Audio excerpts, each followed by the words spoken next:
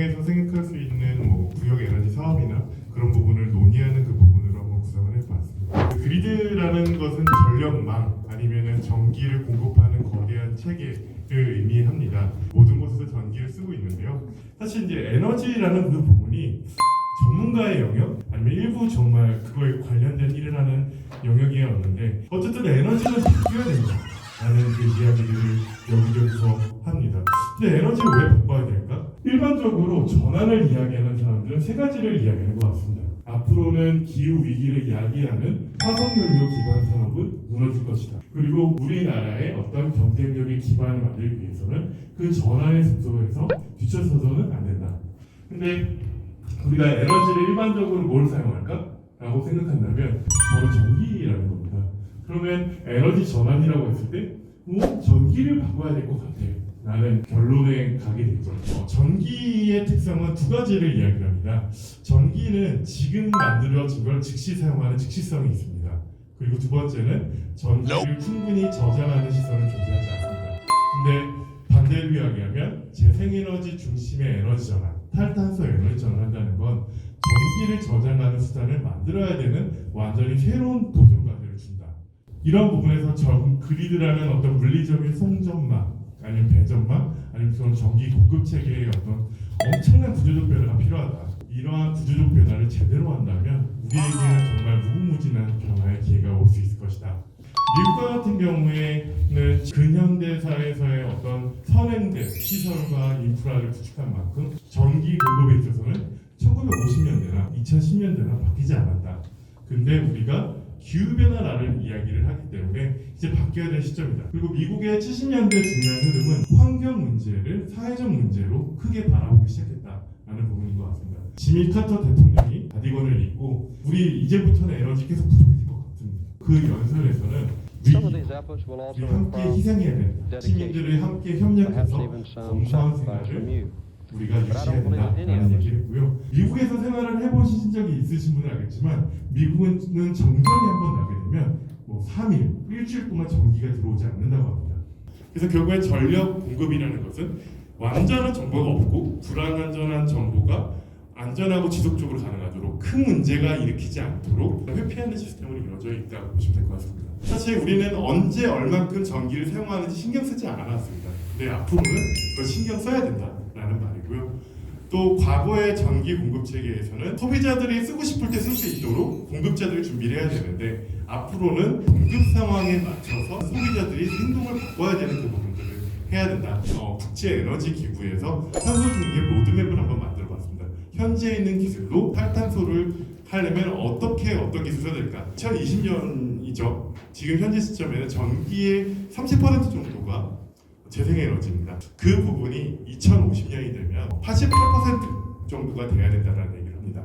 그러면 재생에너지 많이 건설하면 되겠네 라고 생각할 수도 있는데 너무나 극단적인 주장을 국제에너지 기구에서 하는 거가 아니냐라는 바람이 불지 않으면 어떻게 하지? 영국 국회도에 바람이 막 불었다 안 불었다 해서 난리가 났다는데 그런 부분이 문제가 될 것 같고요. 그래서 결론적으로 말씀드리면 재생에너지 증가 흐름이 일시적으로 있었던 이벤트와 같은 부분이 아니라 계속 확장돼야 되고요. 결국에는 공공시설은 이제 제로에너지 건물 규제가 올라가서 태양광을 붙이는 게 당연해지고요. 신축 건물에는 어느 정도 에너지 자립률을 고려할 수밖에 없는 부분이 가고 이게 어디서나 보는 재생에너지를 가는 흐름이기 때문에 어떻게 대비할 것인가가 상당히 중요하다고 보시면 될 것 같습니다. 제주도에 혹시 가시게 되면 풍력발전기가 되게 많아졌습니다. 근데 특이한 점은 멈춰 있습니다. 왜 멈춰 있을까? 자주 망가지는 거 아니야?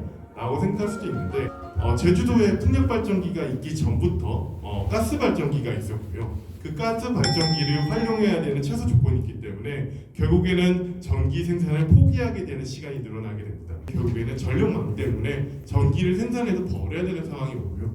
그래서 결론적으로 말씀드리면 결국에는 미래에는 전기를 저장하거나 수요를 바꾸거나 해야 되고요. 재생에너지의 한계를 얘기하는 것은 철진한 이슈입니다. 재생에너지의 문제는 독일이나 미국이나 유럽 모두가 선행적으로 다 겪고 있고요. 문제를 해결하는 부분이 산업이 형성된다고 보시면 될 것 같습니다. 이번에 월드컵을 보시게 되면 축구공을 충전하더라고요. 축구공 충전하는 시대입니다. 그래서 우리는 전기에 찌들어 있다. 의존하는 수준이 아니라 찌들어 있다라는 표현을 쓰고요. 우리는 기후 위기를 피하고 싶습니다.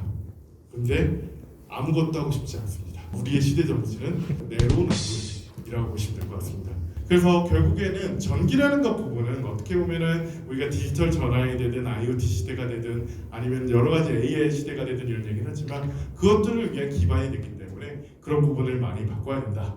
결국에는 에너지라는 부분은 변화해야 됩니다. 근데 동시에 사용해야 되죠. 그런 방향에서 광명시에서 할 수 있는 에너지가 뭐가 있을까? 라고 하면 요즘 에너지는 통합적 에너지 체계라는 얘기를 합니다. 기후변화 대응에서 전기가 중요해지냐면 두 가지를 얘기를 하더라고요. 첫 번째가 재생에너지를 늘리는 거, 두 번째는 일렉트리피케이션이라는 전기화라고 하거든요.